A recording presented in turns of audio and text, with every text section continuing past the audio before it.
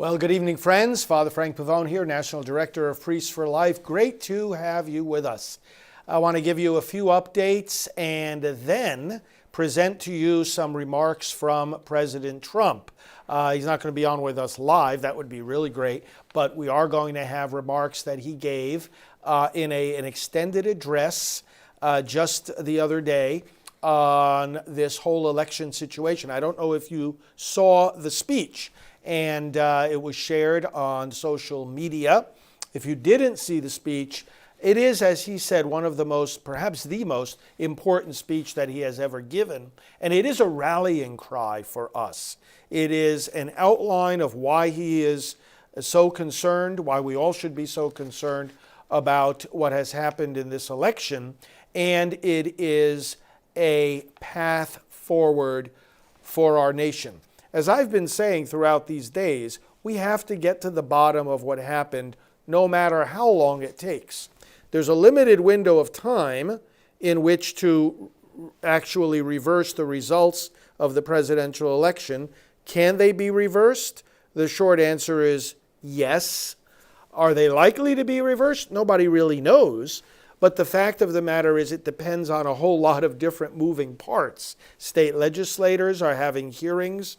Evidence is getting out, and people are just being astonished by how persuasive and compelling it is. And yet there are legal deadlines, and there are legal technicalities, and there are limits to different people's authority and jurisdiction to deal with these problems. There's a lot of moving pieces in a lot of places in various states that all have different rules and circumstances. So if you're confused, welcome to the club. That's okay to be confused about what's going on. But understand one thing. It's two different questions. Whether the presidential race can be set straight in the limited constitutional time frame that we have is one question. In other words, asked a different way, the question of who will be inaugurated in January. That's one question.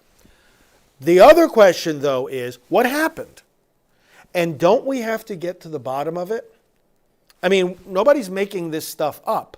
Hundreds of affidavits, all kinds of testimony that now has been publicly shared out of Georgia, out of Michigan, out of Arizona, and out of Pennsylvania. Did you see the testimonies?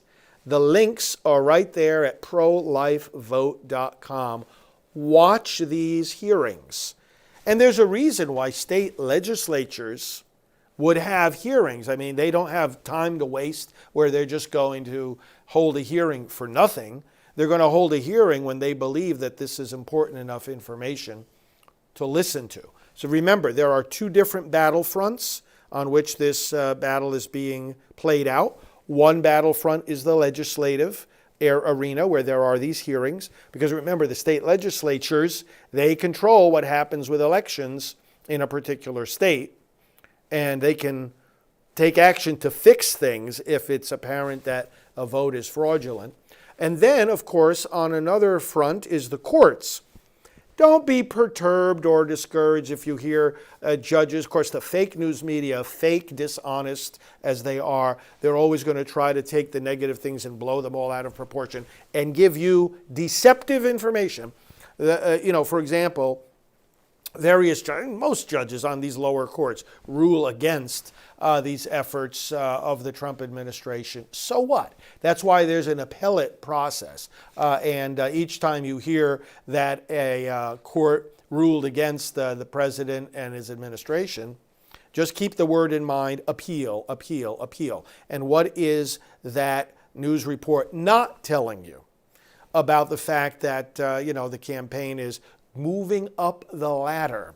For example, one of the courts said, in Wisconsin, they went straight to the Supreme Court because they said, look, the Supreme Court of Wisconsin, they said, look, the time is short. We've got to get this done right away. Supreme Court of Wisconsin said, no, we'd prefer you to go through the lower courts first. That's not a judgment that the evidence they're presenting is wrong. That's not to say that these things, this fraud that the campaign is claiming and that many others are claiming, didn't happen. That's not what the court is saying. What they're saying is they're ruling on a process issue.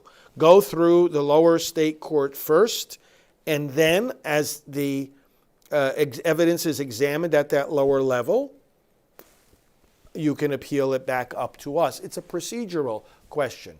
A lot of these cases that are being thrown out are being thrown out because of questions of standing. I'm talking about cases that are brought by individuals. Most of these cases aren't being brought by the Trump campaign. They're being brought by individual voters or other organizations. And a lot of times, a case is dismissed because of, again, technical or procedural issues, not the substance of the merits of the case. So do not let the fake news media, and believe me, they are more fake than ever before. Shame on them. They ought to go completely out of existence. And I think many of them will. And I think we ought to be pushing that they do.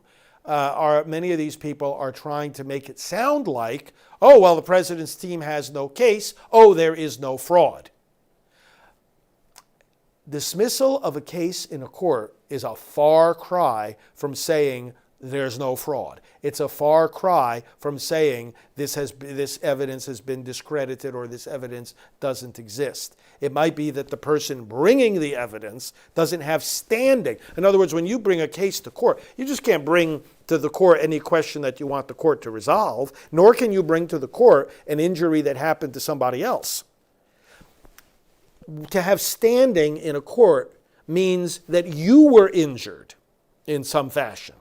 And you have to demonstrate that you have standing in order for a case to proceed. So again, there's a lot of, listen, relax, take courage. There's a lot of confusion out there. The media has become the enemy of the people, and so they are doing us a tremendous disservice. It's not just, it'd be bad enough if they weren't doing their job, and it would be bad enough if they were doing their job but with bias and spin.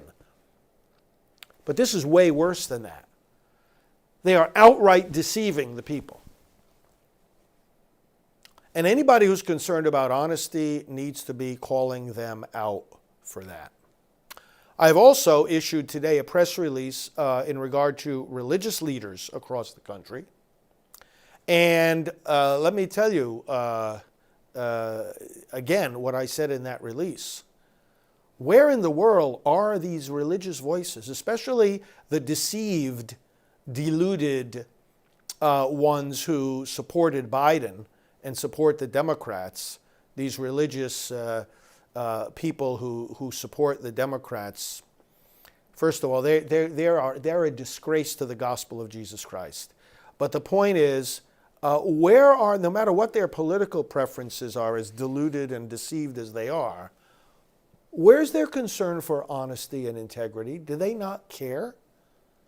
When people actually saw ballots being destroyed, or ballots being fabricated, ballots being run through machines multiple times, do they not care that ballots were not matched with signatures? One of the good updates we saw in these recent days is the governor of Georgia now calling upon the Secretary of State of Georgia, who has the authority to make this decision, to match the ballots with their signatures. In other words, if you wanted to commit fraud, you'd just create a whole bunch of ballots. You could create the ballots and you could fill them in.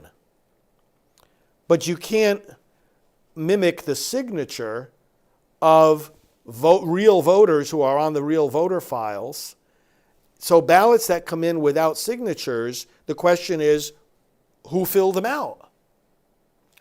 And laws in various states make it very clear that for a ballot to be counted, the signature has to be matched. Now, the signature is not on the ballot itself. Understand how this works. Let's say I've got this piece of paper. This is the ballot, okay? And let's say this is the envelope in which you have to put the ballot, okay? Be careful. Be careful, those of you that are saying it's baseless and hearsay. Be very careful, lest I have to call you out. Be careful. Lying, scheming, deceiving people, be careful. If you say it baseless, something is baseless. Half the country is concerned about. Be careful of pride and arrogance. It goes before a fall. You're about to fall off a cliff. You're about to fall off a very deep canyon. It's baseless. It's baseless. It's hearsay. What kind of respect do you, let me address these idiots for a moment. What kind of respect do you have for the hundreds of people who have filled out affidavits about all this? You wonder where the evidence is? Affidavits? I put myself, these hundreds of our fellow citizens are saying, I put myself under threat of perjury. I could go to jail for lying about this. I am going to put my signature down on that affidavit because what I saw is what I saw, and I'm going to testify to that. Shame on those who dismiss this. You lying, deceitful, arrogant idiots. Shame on all of you who just dismiss this. Shame on you, Biden supporters, who are more interested in your favorite idiot having power than in the truth and integrity of our elections. And that goes back to the point, Charles. Be careful how you talk, Charles. Go back to your mommy and get the soap to wash your mouth out, Charles. Listen, there's a lot of idiocy being exposed here. And part of the problem here is the religious leaders, these lying, deceptive idiots. These religious leaders who went following like sheep to the slaughter this corrupt politician by the name of Biden, and he is corrupt, who tried to clothe himself in the label of a devout Catholic. There's never been a more fake Catholic than Joe Biden. And believe me, whether he ends up in the Oval Office or not, he is going to hear from me every single day about what a fraudulent Catholic he is. Fraudulent, lying, sinful. So these religious deceived people went following off after him like lambs led to the slaughter, and now clothing themselves in their devoutness. Oh, we're so devout. Oh, we love God. Biden, out of his sleazy and crooked mouth, says, oh, I take comfort in my rosary. Yeah, right. Where's your concern for truth? Where's your concern for the legality of the votes? You're just going to accept votes. See, this is how his followers are so deceived. You're just going to accept votes, and you don't care. Oh, I won. You see, I have the votes. The people vote. These stupid people holding up these signs. Oh, the voters have spoken. The voters have spoken. How do you know who's spoken? When, going back to the point where I was making a moment ago, so you've got a security envelope. This is how it works. You know how this works.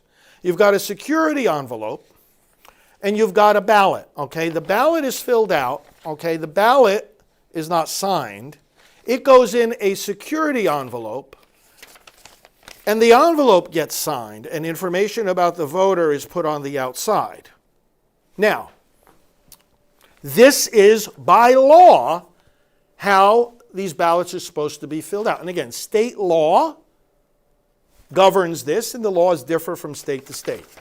Ballot inside the envelope, signature on the outside of the envelope, signature matching the signature that's already on the voter files to show that, yes, this really is John Smith at 100 Main Street, as the voter files already indicate.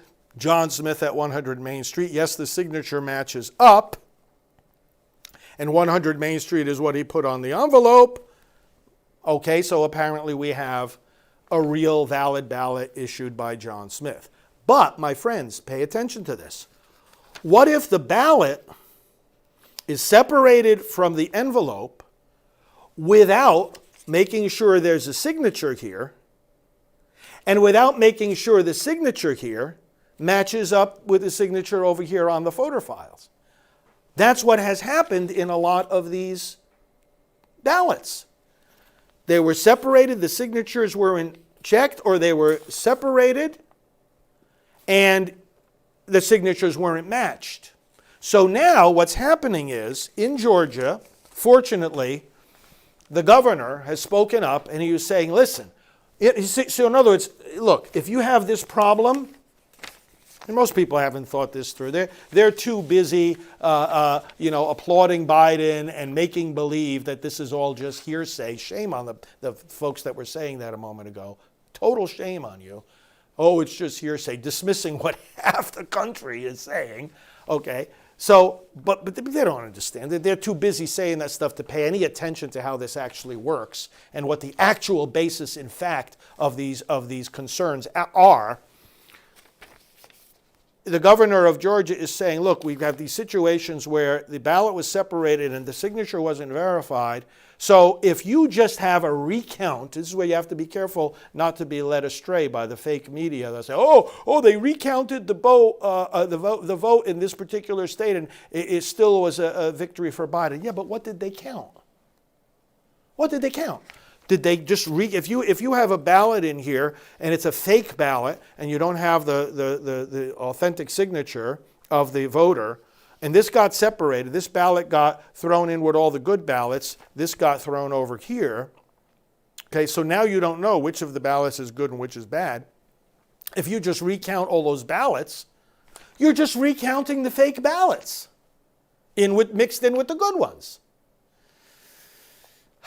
But if you start to check whether the signature matching is there, if you start to check all those envelopes to see if there is, first of all, if there is a signature on it, okay, as one of you is saying very correctly, recounts do not expose fraud, okay?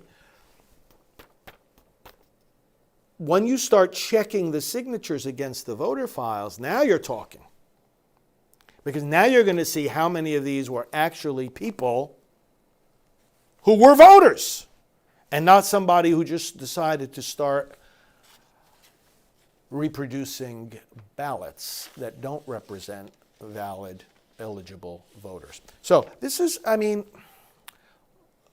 good for the governor of Georgia who asked now that this be done in that state. Remember, there are hearings that are taking place. People don't have to take my word for it. Some of these people that watch some of these broadcasts, they say things that make me laugh, like, oh, there's a priest talking about politics. There's hearings. There's politicians talking about politics.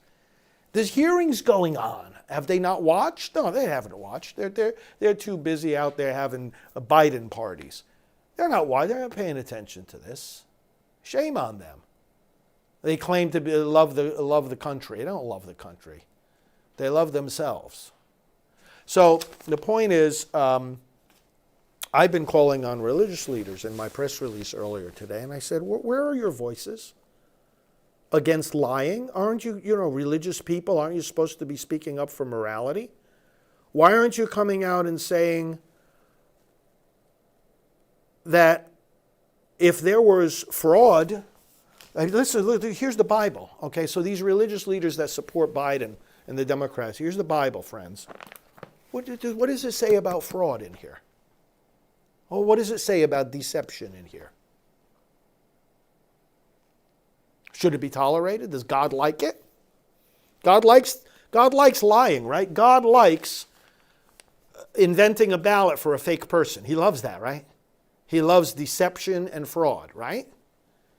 If these religious leaders know anything about what they are purported to be doing in their professional lives, they ought to be speaking up against dishonesty and fraud. They ought to be speaking up against it. Sandy is asking where she can find the press release. Our main website, endabortion.us. And we have all our press releases there. It should be there on the main page since we just issued it, but you can always look it up in the search button. Press release, vote fraud, endabortion.us is our main website. Thank you for asking that. So here's the point then, brothers and sisters. I don't hear them saying it. I don't hear the religious leaders calling for, it doesn't matter what their political persuasion is. Ought they not to be calling for a fair election?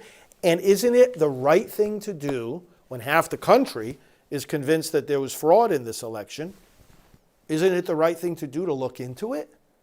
not to dismiss it and say, oh, my favorite candidate got the most votes, so I don't care if they got them illegally or not. I don't care if they got them dishonestly or not. I'm going to turn a blind eye to the lying and the cheating and the stealing, because that's what it is. If you fabricate a vote, you've stolen a vote from somebody else. I'm going to turn a blind eye to the lying and the cheating and the stealing. I'm going to turn a blind eye to that, because my favorite candidate is going to win. And all I want is the power. Now, I call out the religious leaders on this, and I also call out Biden. Now, listen, I'm happy to hear if you've heard anything, my friends. But tell me, have you heard Biden say that we ought to make sure that this was a legal election? Have you heard him say that? Have you heard him say that the illegal, fraudulent ballots, and he can add the phrase, if there are any, okay? Let him say that. I don't mind if he says that. But where's Joe Biden's statement that if there were any fraudulent ballots, if there was any lying, if there was any cheating, it should be exposed? You know what Biden should get up and say if he has the slightest degree of integrity or devoutness as a Catholic? You know what he should stand up and say? I'll tell you right now.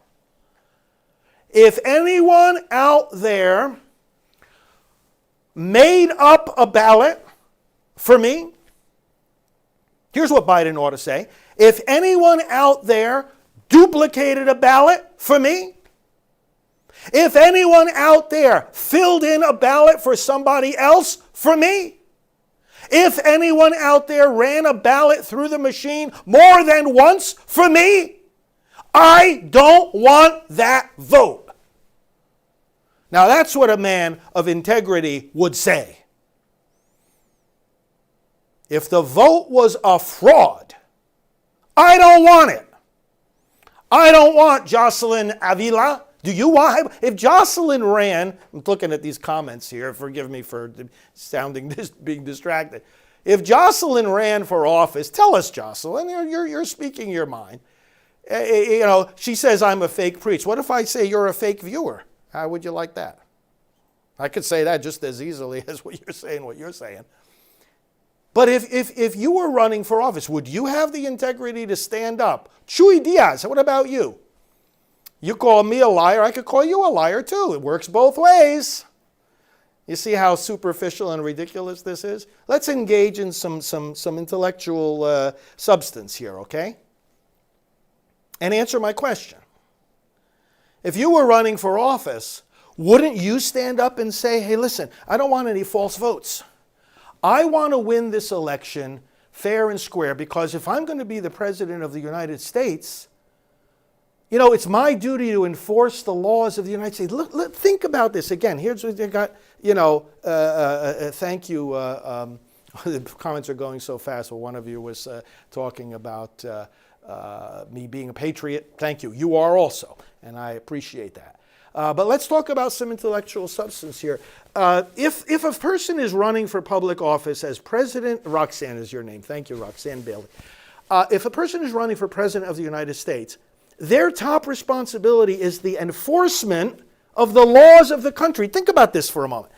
They're running for the highest office in the land to enforce the laws of the country. They take an oath to defend and protect the Constitution of the United States and the laws of the country. So how can you aspire to that office and accept votes for that office if those votes were illegal? What a contradiction that is. Put another way, oh yes, I want to be the top person in the country responsible for enforcing the law, and I want to get there by breaking the law.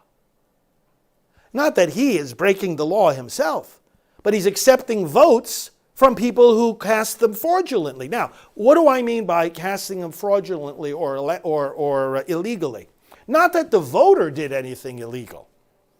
But there are laws in these states about how these ballots are to be counted. And again, like I was explaining, Ballot goes into the security envelope. If the ballot comes in by itself, it's not supposed to be accepted. That's called a naked ballot.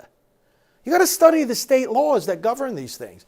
If the ballot is not in the envelope, if the envelope is not filled in properly, or if the ballot arrives after the deadline set by law, it's an illegal ballot.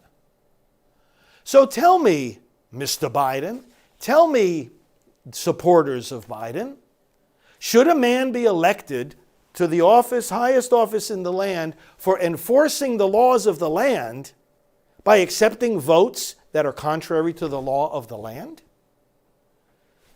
I think that's a pretty legitimate question. And so should all of us.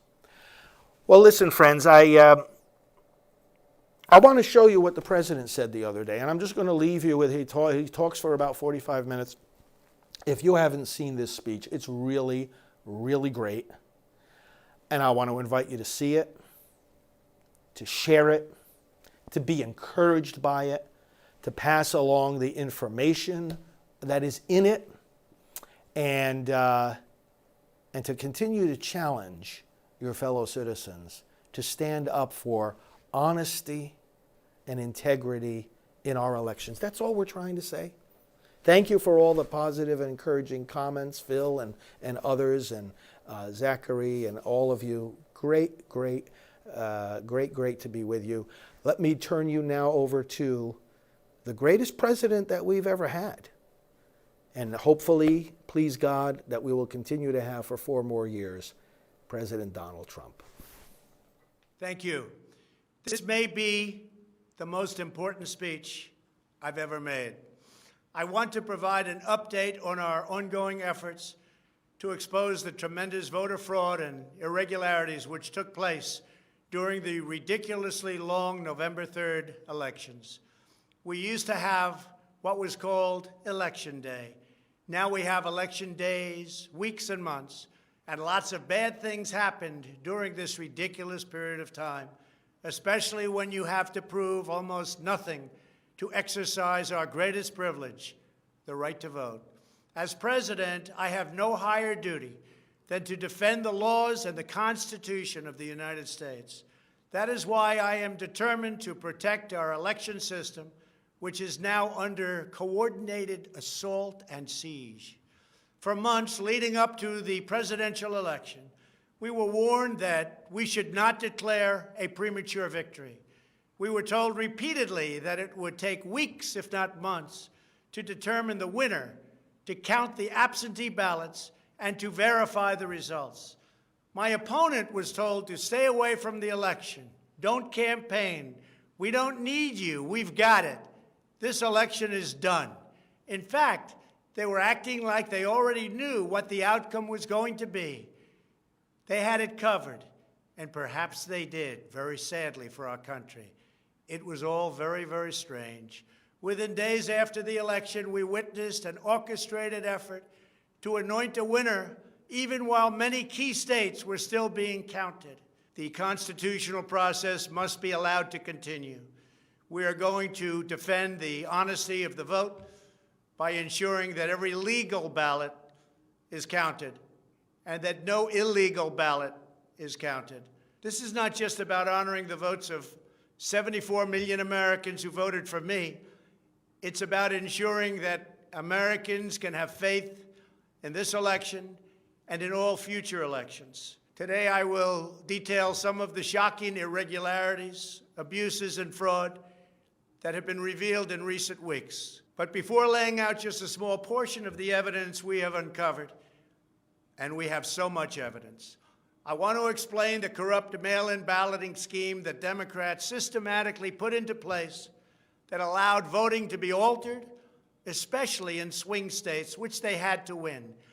They just didn't know that it was going to be that tough because we were leading in every swing state by so much, far greater than they ever thought possible. While it has long been understood that the Democrat political machine engages in voter fraud from Detroit to Philadelphia to Milwaukee, Atlanta, so many other places.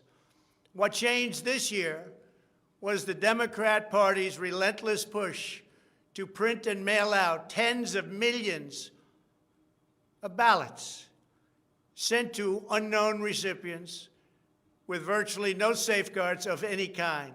This allowed fraud and abuse to occur on a scale never seen before. Using the pandemic as a pretext, Democrat politicians and judges drastically changed election procedures just months and in some cases weeks before the election on the 3rd of November. Very rarely were legislatures involved, and constitutionally they had to be involved.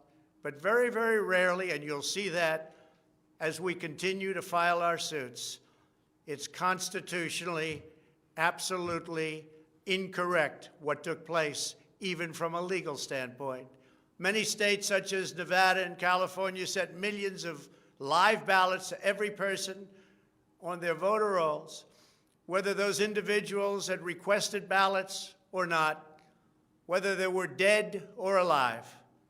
They got ballots. Other states, such as Minnesota, Michigan, and Wisconsin, instituted universal absentee balloting right in the middle of an election year, sending absentee ballot request forms to all voters on all rolls. It didn't matter who they were. This colossal expansion of mail-in voting opened the floodgates to massive fraud. It's a widely known fact that the voting rolls are packed with people who are not lawfully eligible to vote, including those who are deceased, have moved out of their state, and even are non-citizens of our country. Beyond this, the records are riddled with errors, wrong addresses, duplicate entries, and many other issues. This is not disputed. It has never been disputed. Dozens of counties in the key swing states have more registered voters on the rolls than they have voting-age citizens, including 67 counties in Michigan. All of this is evidence. In Wisconsin, the state's Board of Elections could not confirm the residency of more than 100,000 people, but repeatedly refused to remove those names from its voter rolls before the election. They knew why, nobody else did. I knew why. They're illegal voters. It is a travesty that in the year 2020, we do not have any means of verifying the eligibility of those who cast ballots in an election, and such an important election it is, or determining who they are, whether they live in the state, or whether they are even American citizens. We have no idea. We have in all swing states major infractions or outright fraud, which is far more in numbers or votes than we need to overturn the results of a state. In other words, in Wisconsin, as an example, where we were way up on election night, they ultimately had us miraculously losing by 20,000 votes. And I can show you right here that Wisconsin, we're leading by a lot. And then at 3:42 in the morning, there was this. It was a massive dump of votes. Mostly Biden, almost all Biden. And to this day, everyone's trying to figure out, where did it come from? But I went from leading by a lot to losing by a little. And that's right here. That's at 3:42 in the morning. That's Wisconsin. A terrible thing. Terrible, terrible thing. But we will have far more, many times more, than the 20,000 votes needed to overturn the state. If we are right about the fraud, Joe Biden can't be president.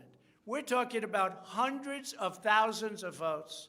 We're talking about numbers like nobody has ever seen before. Just as an example, in certain states, we'll be down by, let's say, 7,000 votes. But we'll find later on 20,000, 50,000, 100,000, 200,000 discrepancies or fraudulent votes, and that includes votes that went through when they were not allowed to be seen by Republican poll watchers because the poll watchers were locked out of the building, or people that innocently came to vote on November 3rd who were all excited about their vote. They were happy. They were proud to be citizens of the United States of America. And they went up and they said, "I'd like to vote." And they were told that they can't vote. "I'm sorry," they were told. "I'm sorry. You've already voted by mail-in ballot. Congratulations. We received a ballot, so you can no longer vote." They didn't know what to do. They had no one to complain to. Most just left and said, "That's strange." But many people complained and complained vehemently. And in a lot of cases, they filled out a provisional ballot, which was almost never used, but in virtually every case was a vote for Trump. In other words, they went in to vote, and they were told that they voted. And they didn't vote. And they left, and they felt horror.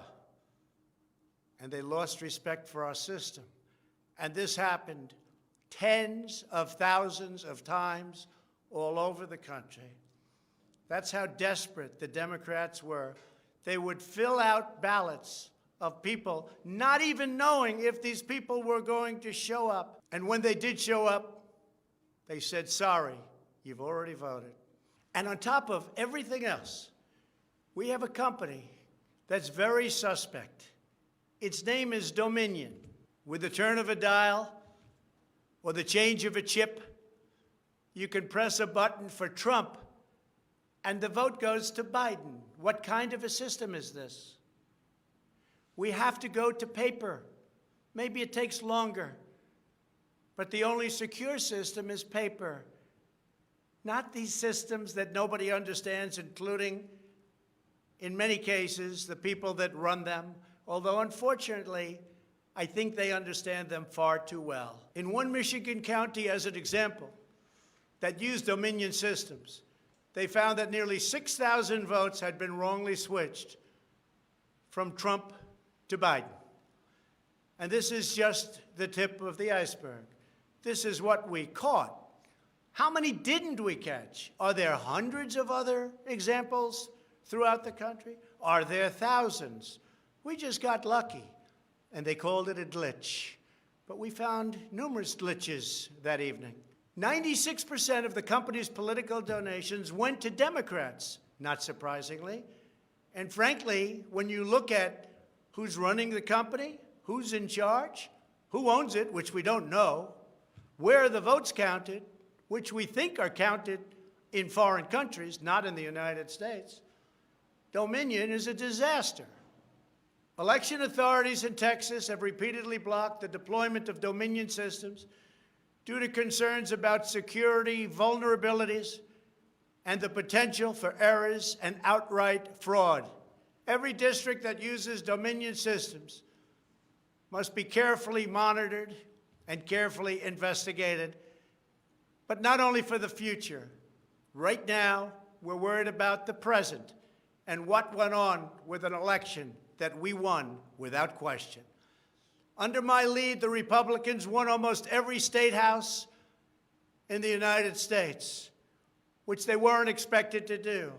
We won up to 16 seats in the House. The numbers are still being tabulated because there are 9 seats that nobody really knows. They don't know. They're still, 2 weeks later, still under consideration because it's a mess. Republicans were supposed to lose many seats, and instead they won those seats in the House. And a very important election that's coming up will determine whether or not we hold the Senate. David Perdue and Kelly Loeffler are 2 tremendous people. Unfortunately, In Georgia, they're using the same horrible Dominion system. And it's already been out that hundreds of thousands, think of it, hundreds of thousands of absentee ballots have been requested. You check it out, who's requesting those ballots. The difference is it's one state, and we will have our eyes on it like nobody's ever watched anything before, because we have to win those 2 Senate seats. The tremendous success we had in the House of Representatives and the tremendous success we've had so far in the Senate, unexpected success all over the country and right here in Washington. It is statistically impossible that the person, me, that led the charge, lost. The greatest pollsters, the real pollsters, not the ones that had us down 17 points in Wisconsin when we actually won, or the ones that had us down 4 or 5 points in Florida and we won by many points, or had us even and down in Texas and we won by a lot. Not those pollsters, but real pollsters, pollsters that are fair and honest, said we can't understand a thing like this. It's never happened before. You led the country to victory, and you were the only one that was lost. It's not possible. The Speaker of the House of a certain state said, "Sir, I expected to lose my seat, and instead, because of you and because of that incredible charge and all of those rallies, we had a tremendous victory, and everybody knows it. You were much more popular than me, sir, except I got many more votes than you did. And it's impossible that that happened. There is something wrong. I'll tell you what's wrong. Voter fraud. Here's an example. This is Michigan. At 6:31 in the morning, a vote dump of 149,772 votes came in. Unexpectedly. We were winning by a lot. That batch was received in horror. Nobody knows anything about it. By the way, there's your line. This is one of many. Here's what is normal. And all of a sudden, look at that. This is normal. Normal. Look, even here. Normal. And then boom, all of a sudden, I go from winning by a lot to losing a tight race. It's corrupt. Detroit is corrupt. I have a lot of friends in Detroit. They know it. But Detroit is totally corrupt. Look at this. Look at this. That's at 6:31 in the morning.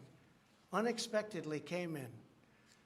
In the recent recount in Georgia, which means nothing because they don't want to check signatures, and if you're not going to check signatures in Georgia, it doesn't work. But we have a Secretary of State and a governor who made it very difficult to check signatures. Why? You'll have to ask them. But without a signature match or check, it doesn't matter. They found thousands and thousands of votes that were out of whack, all against me. This was during a recount that I didn't even think mattered. They found many thousands of votes, and that recount didn't matter. The one that matters is the one that's going on now. That because of the fact it's so close, they had to, by law, give another recount. But the recount has to be a recount where they check the signatures. Otherwise, they're just checking the same dishonest thing. It won't matter. In this case, the signatures on envelopes are the only thing that is relevant. We will compare the signature on the envelope to the signatures from past elections, and we will find that many thousands of people signed these ballots illegally. The Democrats had this election rigged right from the beginning. They used the pandemic, sometimes referred to as the China virus, where it originated, as an excuse to mail out tens of millions of ballots, which ultimately led to a big part of the fraud, a fraud that the whole world is watching. And there is no one happier right now than China. Many people received 2, 3, and 4 ballots. They were sent to dead people by the thousands. In fact, dead people, and we have many examples, filled out ballots, made applications, and then voted, which is even worse. In other words, dead people went through a process. Some have been dead for 25 years. Millions of votes were cast illegally in the swing states alone. And if that's the case, the results of the individual swing states must be overturned, and overturned immediately. Some people say that's too far out. That's too harsh. Well, does that mean we take a president, and we've just elected a president, where the votes were fraudulent? No, it means you have to turn over the election. And everybody knows, without going much further, and they've seen the evidence, but they don't want to talk about it, what a disaster this election was, a total catastrophe. But we're going to show it, and hopefully the courts, in particular, the Supreme Court of the United States, will see it, and respectfully, hopefully they will do what's right for our country, because our country cannot live with this kind of an election. We could say, let's go on to the next one. But no, we have to look also at our past. We can't let this happen. Maybe you'll have a revote, but I don't think that's appropriate. When those votes are corrupt, when they're irregular, when they get caught, they're terminated. And I very easily win. In all states, I very easily win these swing states. Just like I won them at 10 o'clock in the evening of the election. So we're not looking to show you 25 faulty or fraudulent votes, which don't mean anything because it doesn't overturn the state, or 50 or 100. We're showing you hundreds of thousands, far more than we need, far more than the margin, far more than the law requires. We can show many times what is necessary to win the state. The media knows this, but they don't want to report it. In fact, they outright refuse to even cover it because they know the result if they do. Even what I'm saying now will be demeaned and disparaged, but that's okay. I just keep on going forward because I'm representing 74 million people, and in fact, I'm also representing all of the people that didn't vote for me. The mail-in voting scam is the latest part of their 4-year effort to overturn the results of the 2016 election, and it's been like living in hell. Our opponents have proven many times, again and again, that they will say and do anything to get back into power. The corrupt forces who are registering dead voters and stuffing ballot boxes are the same people who have perpetrated one phony and fraudulent hoax after another. You've been watching it now for 4 years. These entrenched interests oppose our movement because we put America first. They don't put America first. And we're returning power to you, the American people. They don't want America first. They only want power for themselves. They want to make money. That's why they don't want me as your president. I've been investigated from soon after I announced I was running for president, when I immediately went to #1 in the Republican primary polls. The investigations never stopped. They went on for 4 years. And I won them all. I beat them all. Russia, Russia, Russia. The impeachment hoax, and so much more. Robert Mueller spent $48 million of taxpayer money investigating me for 2.5 years, issued over 2,800 subpoenas, executed nearly 500 search warrants, issued 230 orders for communications records, and conducted 500 witness interviews, all looking to take me down. There was no collusion in the end, none whatsoever. Senator Marco Rubio, the head of the Senate Intelligence Committee, stated the committee found no evidence that then-candidate Donald Trump or his campaign colluded with the Russian government. And I thank Senator Rubio for that statement. Now I hear that these same people that failed to get me in Washington have sent every piece of information to New York so that they can try to get me there. It's all been gone over and over again. For $48 million, you go through tax returns, you go through everything. The New York Attorney General, who recently ran for office, campaigned without knowing me, stating, "We will join with law enforcement and other attorneys general across this nation in removing this president from office." I never met her. It's important that everybody understand, she said, that the days of Donald Trump are coming to an end. And all it's been is a big investigation in Washington and New York and any place else that can investigate, because that's what they want to do. They want to take not me, but us down. And we can never let them do that. Everything's been looked at. A friend of mine who's very smart said, "You've probably seen more than anybody else. You've probably been investigated more than anybody else.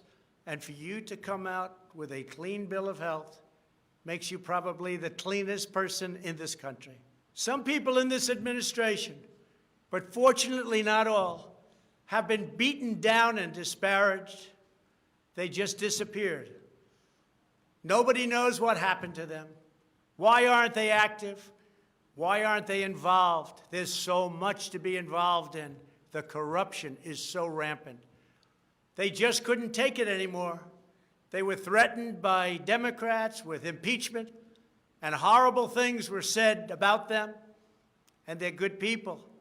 Even recently, the head of the GSA was hounded and harassed, as she reported, like she has never been before. What can I say?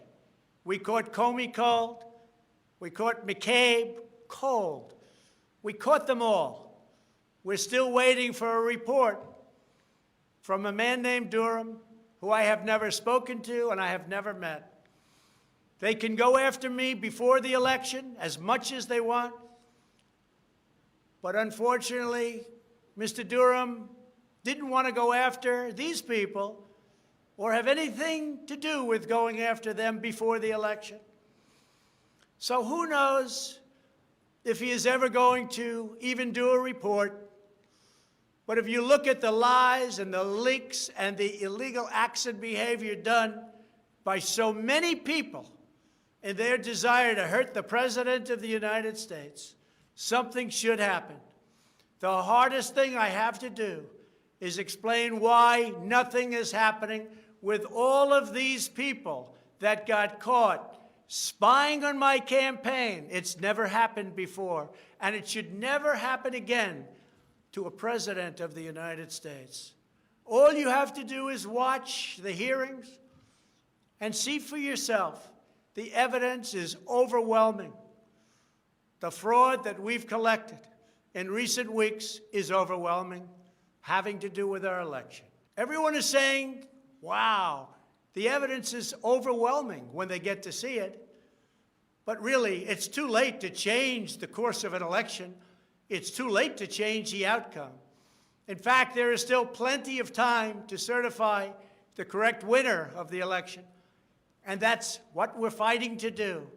But no matter when it happens, when they see fraud, when they see false votes, and when those votes number far more than is necessary, you can't let another person steal that election from you. All over the country, people are together in holding up signs, "Stop the Steal." To understand how we will challenge this fraud, it is important to know the problems with mail-in balloting. Pennsylvania, Michigan, Nevada, Georgia, Arizona, and most other states allowed anyone to get an absentee ballot and cast their vote without showing any ID. The voting took place entirely on the honor system. No identification of any kind was required. Most Americans would also be shocked to learn that no state in the country verifies United States citizenship as a condition for voting in federal elections. This is a national disgrace. No other advanced country conducts elections this way. Many European countries have instituted major restrictions on mail-in voting specifically because they recognize the nearly unlimited potential for fraud. Out of 42 European nations, all but 2 prohibit absentee ballots entirely for people who reside inside the country, or else they require those who need absentee ballots to show a very, very powerful ID.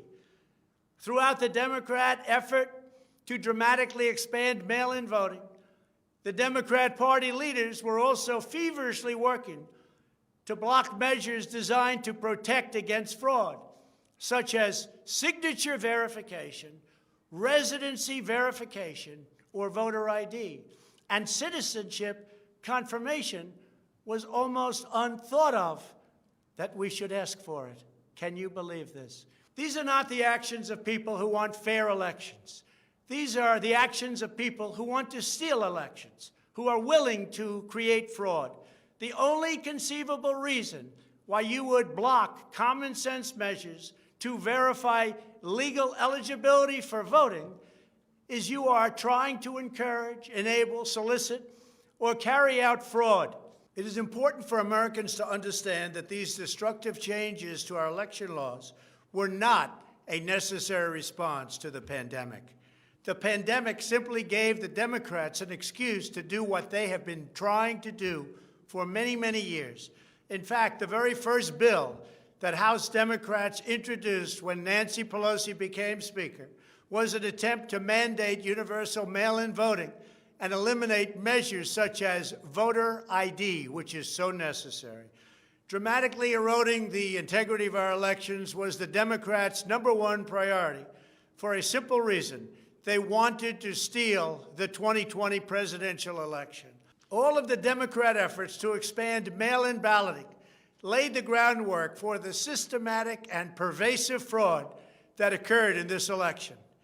In Pennsylvania, large amounts of mail-in and absentee ballots were processed illegally and in secret in Philadelphia and Allegheny counties without our observers present.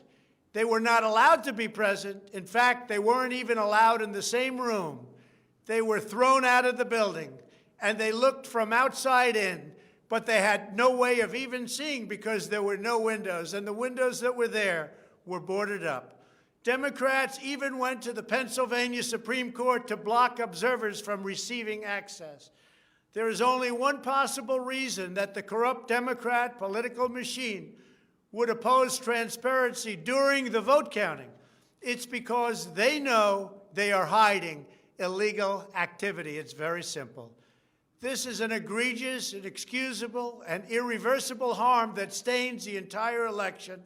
Yet this unprecedented practice of excluding our observers, our vote watchers, as some people call them, occurred in Democrat-run cities and key states all across the nation.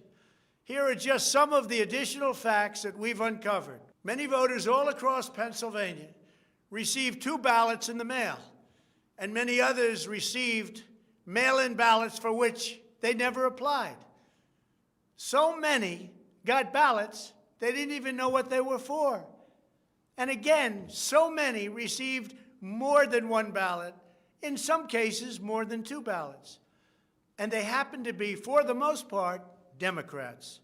In Fayette County, Pennsylvania, multiple voters received ballots that were already filled out. They didn't know what happened. In Montgomery County, Pennsylvania, a poll watcher overheard unregistered voters being told to return later to try to vote under a different name. Tens of thousands of voters across Pennsylvania were treated differently based on whether they were Republicans or Democrats. Voters who submitted flawed ballots in some Democrat precincts were notified and asked to fix their ballots, while Republican precincts, and in particular Republican voters, were not so notified. which plainly violates the Equal Protection Clause of the United States Constitution. If you are a Democrat, we're going to fix up your ballot, make sure it's perfect. If you are a Republican, don't even talk about it. In Michigan, a career employee of the city of Detroit witnessed city workers coaching voters to vote straight Democrat while accompanying them to watch who they were voting for, violating the law and the sanctity of the secret ballot. You can't do that. The same worker says she was instructed not to ask for any ID and not to attempt to validate any signatures. She was also told to illegally backdate ballots, many, many ballots, received after the deadline. This is something that is so unconstitutional. And she estimates that thousands and thousands of ballots were improperly backdated by her and many others. Other witnesses in Detroit also saw election officials counting batches of the same ballots many times, as well as illegally duplicating ballots. One observer testified to seeing boxes and boxes of ballots, all bearing the same signature. Another observer in Detroit gave sworn testimony that he saw countless invalid ballots that did not belong to properly registered voters, and then witnessed election workers in Wayne County entering fake birth dates into the system in order to illegally count them. Witnesses have signed sworn affidavits. In other words, you go to jail if you lie, testifying that after election officials announced the last absentee votes had been received, a batch of tens of thousands of ballots arrived, many without envelopes, all voting for Democrats. In Wisconsin, a record number of voters were categorized as indefinitely confined, a status reserved for severely disabled individuals, also for the elderly, that allow them to vote without showing ID. Last year, approximately 70,000 people claimed this status statewide. This year, the number miraculously was nearly 250,000 voters after election officials in Milwaukee and Dane counties, a couple of the most corrupt political places in our country, urged citizens to improperly register under this status. And register they did in levels that don't exist. In Wisconsin, there are approximately 70,000 absentee ballots that do not have matching ballot applications as required by law. In Georgia, 9 observers have testified to seeing countless irregular ballots without the creases or typical markings indicating that the ballots did not arrive in envelopes as required. A poll watcher in Fulton County estimated that approximately 98% of the large number of unusually pristine ballots that she witnessed were for Biden, a highly unusual number. In addition, thousands of uncounted ballots were discovered in Floyd, Fayette, and Walton counties weeks after the election. And these ballots were mostly from Trump voters. They weren't counted. They were from Trump voters. In Detroit, everybody saw the tremendous conflict and the horrible way that the 2 Republican canvassers were treated, so horribly, because they wouldn't vote when they saw that 71% of the precincts didn't balance. And also, there were more votes than there were voters. Think of that. You had more votes than you had voters. That's an easy one to figure. And it's by the thousands. In Arizona, in-person voters whose ballots produced error messages from tabulation machines were told to press a button that resulted in their votes not being counted. Also in Arizona, the Attorney General announced that mail-in ballots had been stolen from mailboxes and hidden under a rock.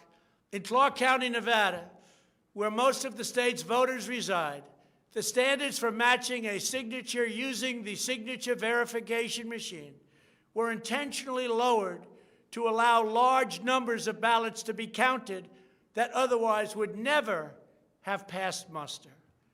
This machine was set at the lowest level According to one report, in order to test the process, 9 voters in Clark County cast ballots with intentionally incorrect signatures, and 8 of the 9 ballots were accepted and counted. They said you could sign your name as Santa Claus, and it would be accepted. Last week, the Clark County Commission threw out the results of a local election after the registrar reported finding, quote, discrepancies that we can't explain. Also in Nevada, some voters were entered into a raffle for more than a dozen gift cards worth as much as $250 if they could prove they had voted.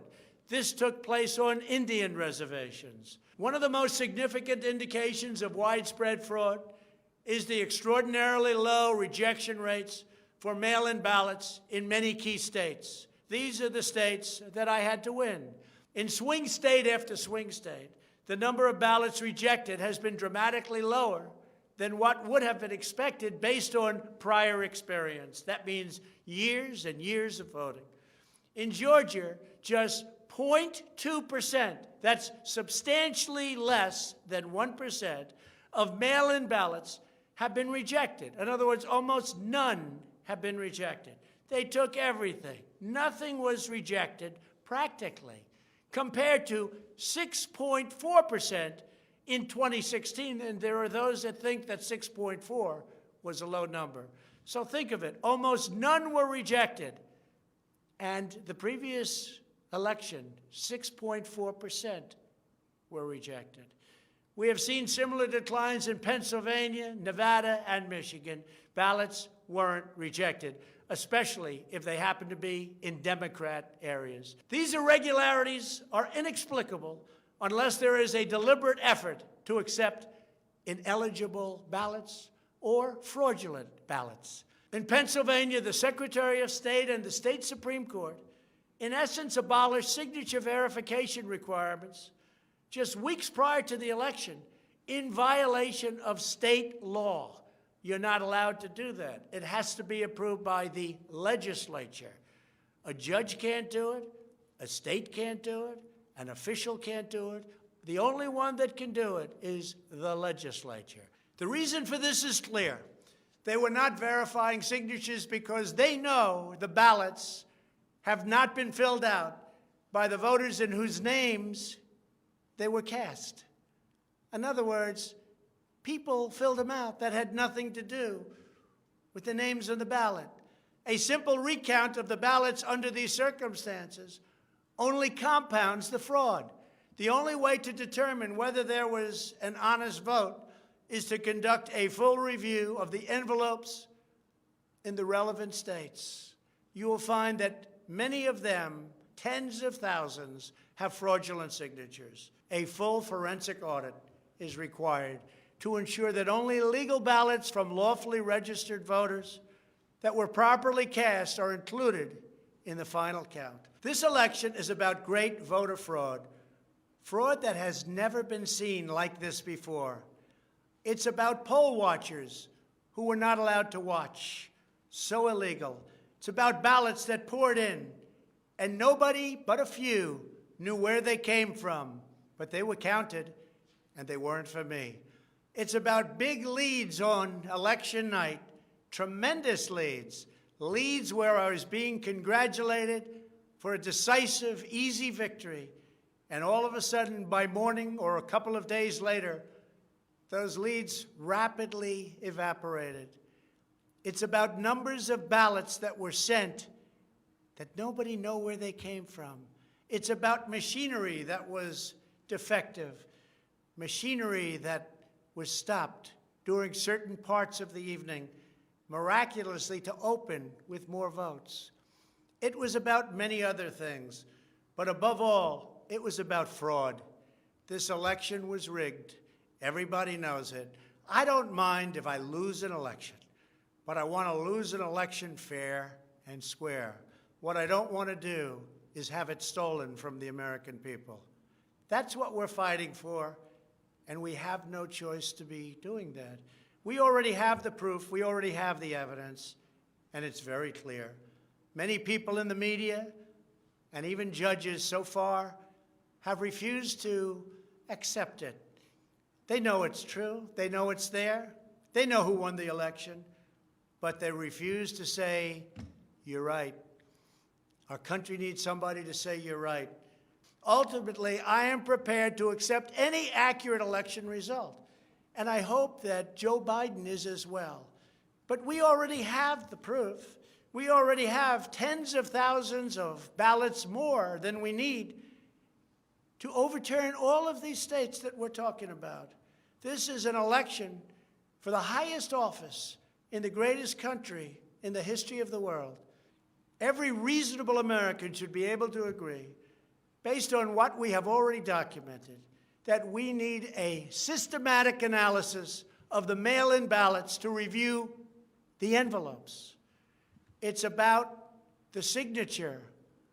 And if they're on the envelopes, we can only review the envelopes, and that will tell us everything. This is the absolute minimum we should expect. This is not just about my campaign, although it has a lot to do with who's going to be your next president. This is about restoring faith and confidence in American elections. This is about our democracy and the sacred rights that generations of Americans have fought, bled, and died to secure. Nothing is more urgent or more important. The only ballots that should count in this election are those cast by eligible voters who are citizens of our country, residents of the states in which they voted, and who cast their ballots in a lawful manner before the legal deadline. Moreover, we must never again have an election in which there is not a reliable and transparent system to verify the eligibility, identity, and residency of every single person who casts a ballot, a very, very cherished ballot. Many very smart people have congratulated me on all we've done.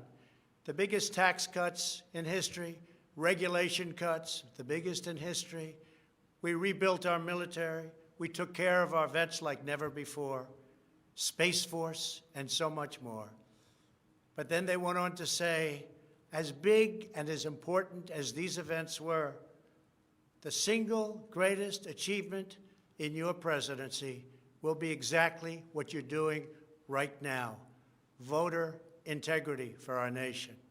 It's more important than any of the things that we discussed. If we don't root out the fraud, the tremendous and horrible fraud that's taken place in our 2020 election, we don't have a country anymore. So with the resolve and support of the American people, we will restore honesty and integrity to our elections, and we will restore trust in our system of government. Thank you, God bless you, and God bless America. I think we have Richard Lee, we have Jim Garlow, and we have Father Frank Pavone. Someplace they were in the audience, so I appreciate you. I appreciate you being